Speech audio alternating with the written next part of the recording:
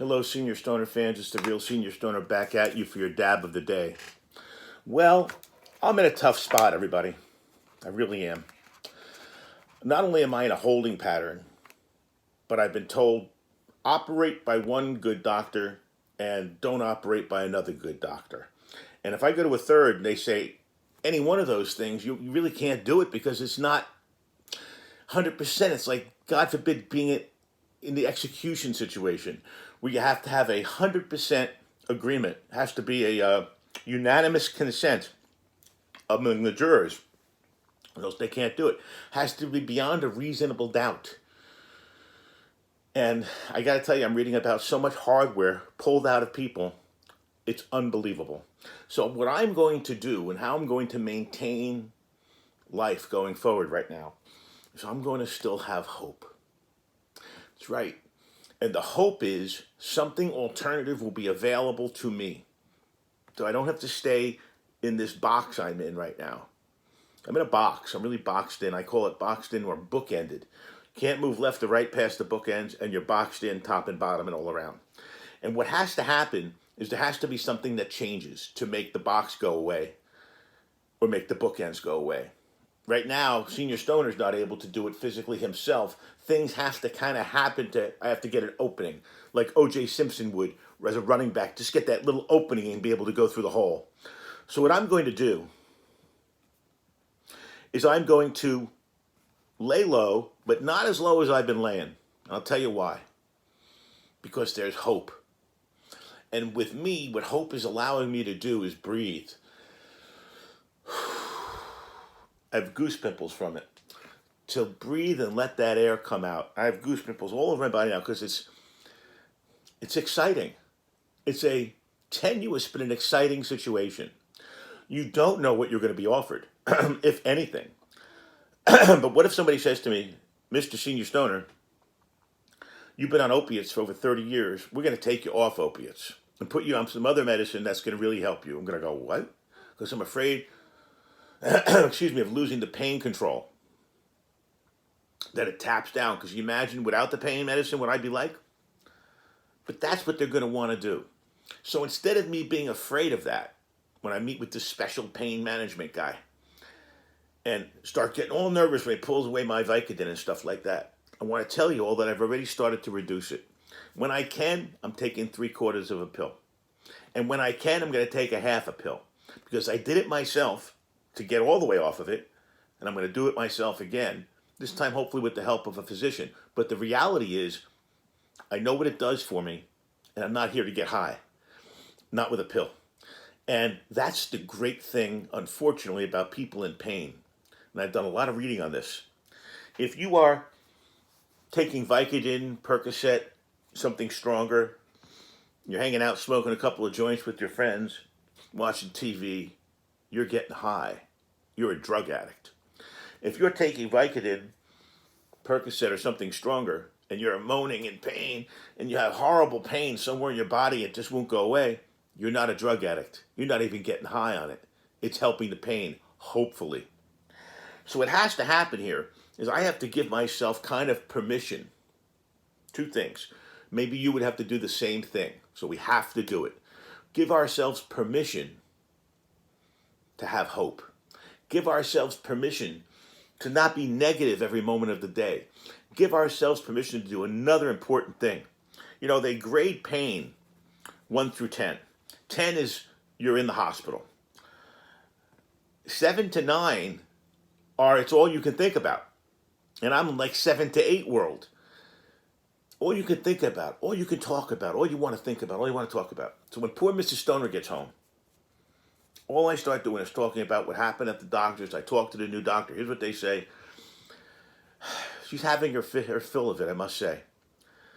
But we're tied together, and I would love to talk about the weather. I would love to talk about a TV show.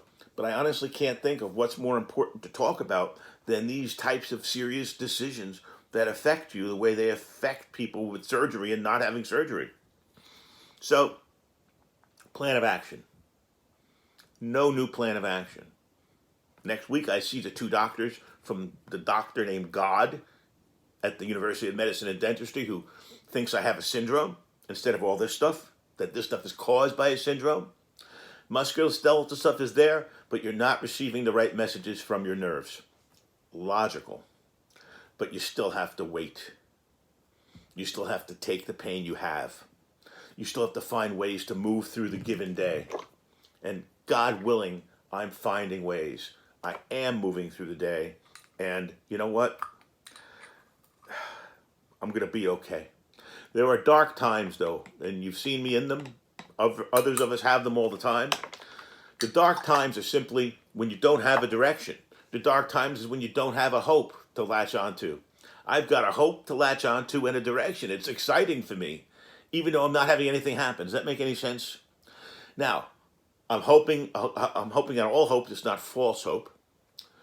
And I'm hoping on all hopes that I'm not just placebo convincing myself of this to buy time. That would be a shame. But I think the fact that I got one that says surgery and one that says no surgery, looking at no surgery, doctor, there's a reason he said that. And other doctors are going to see the same reason. Now, I did speak about this yesterday. It's an important thing to note. Two types of surgeons out there. Surgeons that work for, I call them large health organizations, the veterans hospitals, a hospital like St. Barnabas Network, a hospital like Atlantic Network. They work for these huge organizations. They're salaried doctors and surgeons, employees, let's call them. Then you have the private practitioner that might have 2 or 3 or 5 or 6 surgeons in a group outside of a hospital facility.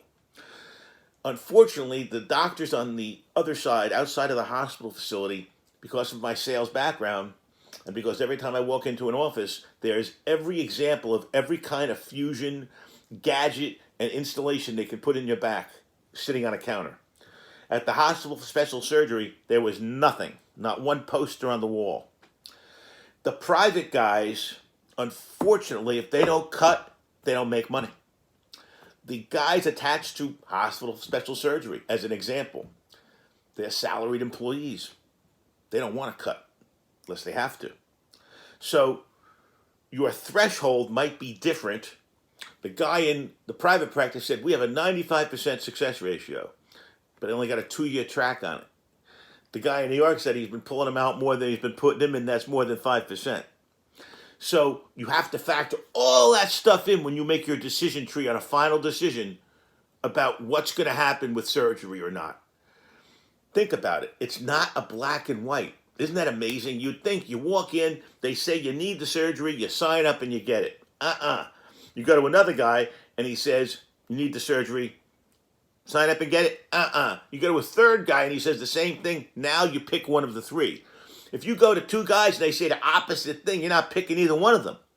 And when another guy aligns with one of the 2 of them, you still don't have a unanimous consent.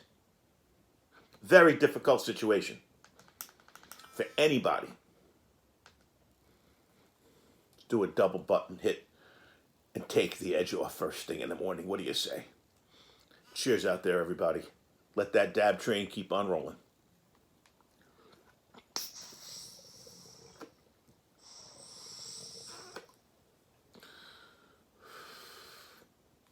Remember, you got a course, try and stay the course. You're going to get bumps left, bumps right, bumps up, bump down. Try to get back in the boat and stay the course. There's hope. It's not a placebo hope. There is hope. And until we wring it out, all the way out, and find out there's no hope, and they were wrong, there's hope. This is the Real Senior Stoner, hoping you have a great day. Cheers.